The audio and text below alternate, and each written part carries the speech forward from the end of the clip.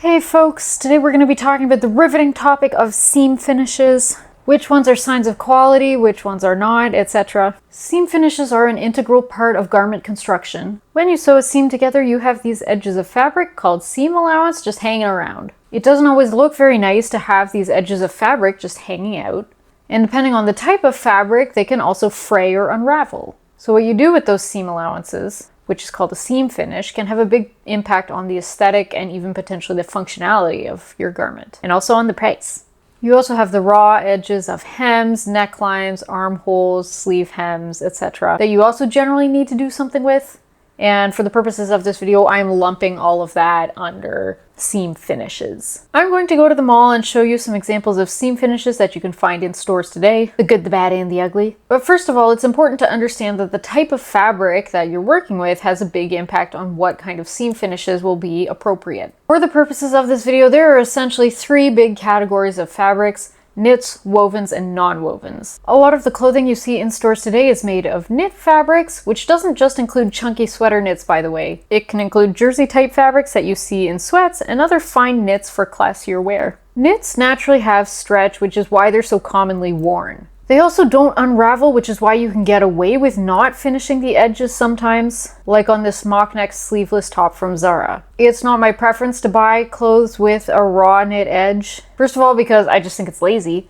And second of all, because even though it doesn't unravel per se, the edges can get what I would describe as kind of fluffy, and I don't think that looks very nice, and also those little bits of fluff can potentially get caught in things. I'm going to talk more about the different types of seam and hem finishes that exist for knits in a second, but let's move on to wovens for a minute. Woven fabrics are common in dressier wear, like for instance, dress pants, button-down shirts, stuff like that. Now, of course, there are versions of those garments that can be made using knits, but it's more common to see them as wovens. If a garment does not have any stretch to it, there is an extremely good chance that it is a woven, although some wovens can also be stretchy because you can add fiber content to the fabric, like spandex for instance, that can lead it to stretch. Jeans are a good example of this. Denim by definition is a twill weave made out of cotton, therefore it is a woven fabric that wouldn't naturally have any stretch to it. However, a lot of denim has spandex added to it for a little bit of what we call comfort stretch. What's important to know for this video is that woven fabrics will unravel if the edge is left raw. So that's why it's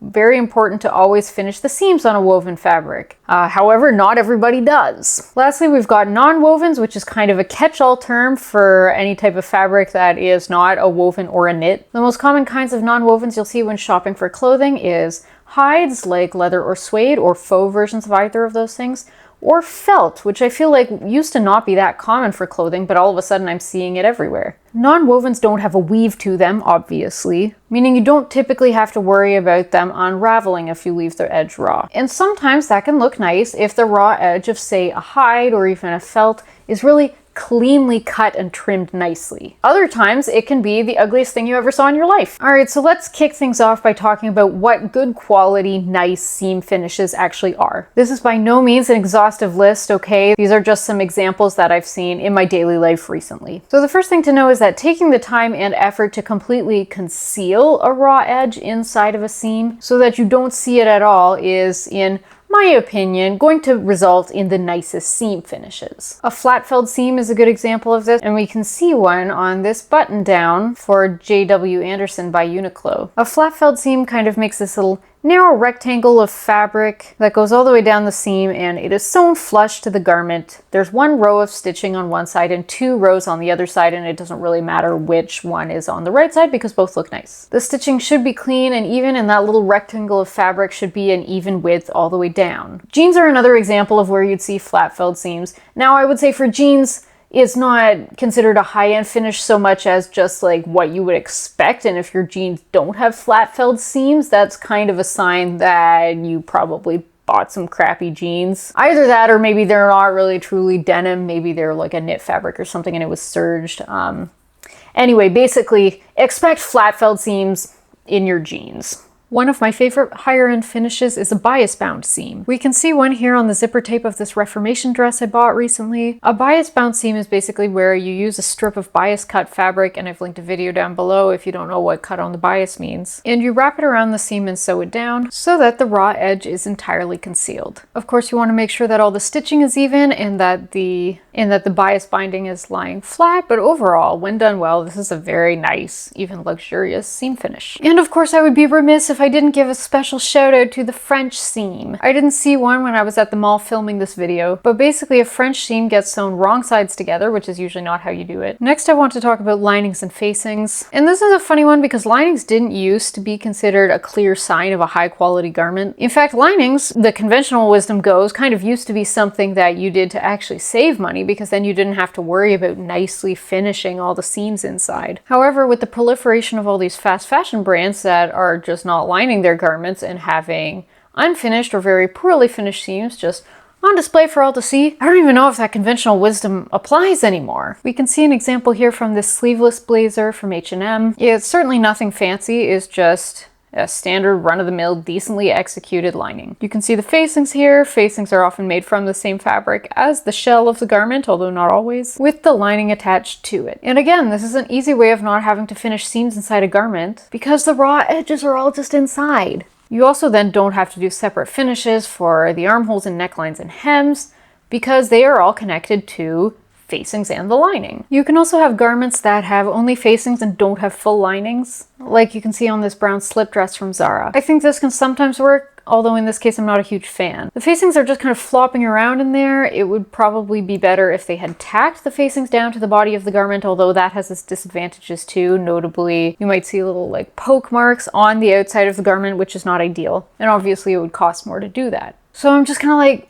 why didn't we line the whole thing, you know? I want to talk about knits again for a second. All of the finishes I've talked about so far are appropriate for woven fabrics. It depends on the weight of the fabric, obviously. Like a flat felt seam is maybe not going to be the best for a lightweight chiffon. But in general, these seam finishes are appropriate for wovens. And they can be appropriate for knits too. However, knits have stretch inherent to them as part of their properties from how they're constructed. So that means you have to carefully consider how stretchy the knit is and how tight the garment will be to the body when considering what seam finishes will be most appropriate. And if a fabric does have a really high degree of stretch and if the garment will be very tight to the body, think maybe a leotard or a pair of leggings, then most of these seam finishes that I've mentioned just are not going to be right. And that's because they have to be done with a straight stitch. Now, as I've discussed in previous videos, if you try to do a straight stitch on something that's really meant to be tight fitting, has a lot of negative ease, and will expand to the body when you put it on, what's going to happen is that straight stitch is just going to pop open. For garments of this nature, really the best stitches to use are going to be a flat lock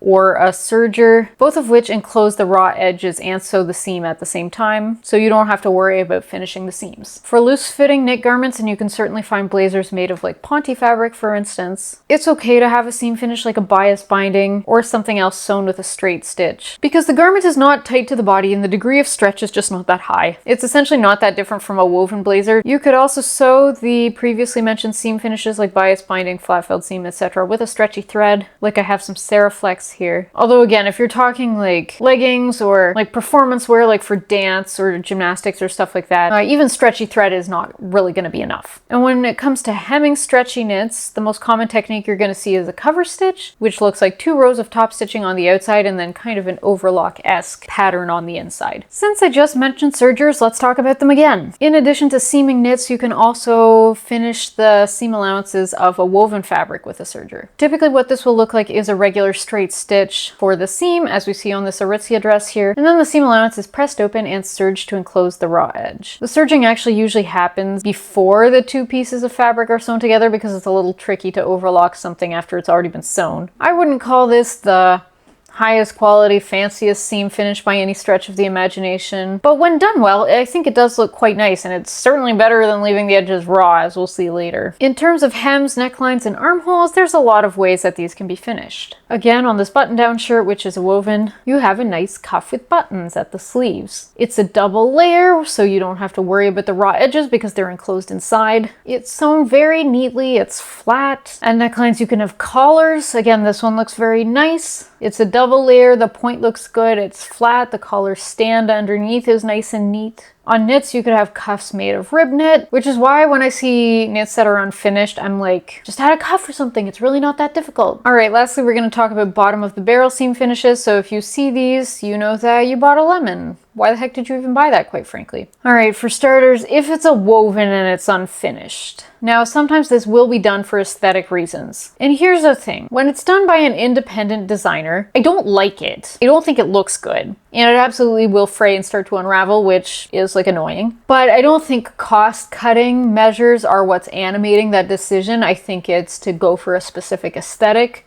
So while I don't like it, I maybe have a little bit more leniency for it. However, when it's coming from fast fashion, that to me just feels like taking advantage of a trend in order to cut costs. So to me, that feels lazy and cheap. And also, like, that absolutely will unravel, and at some point, if you wear the garment long enough, it will cause other seams to become unstable. For knits and non-wovens, again, you don't strictly need to finish the seams or raw edges. Again, in case it wasn't clear, it will never be my preference to have them be unfinished. I think it's lazy. However, it can sometimes look okay, or even maybe good. Like here we have this faux suede jacket from Zara. Because of how nicely it is trimmed, and they did do a stitch here close to the edge, which I think helps, I don't think this looks awful. It's not my favorite look. Like, I don't understand why we've decided that unfinished seams are something that looks good, especially when it's really not that hard to like add a cuff, add a decorative stitch of some sort.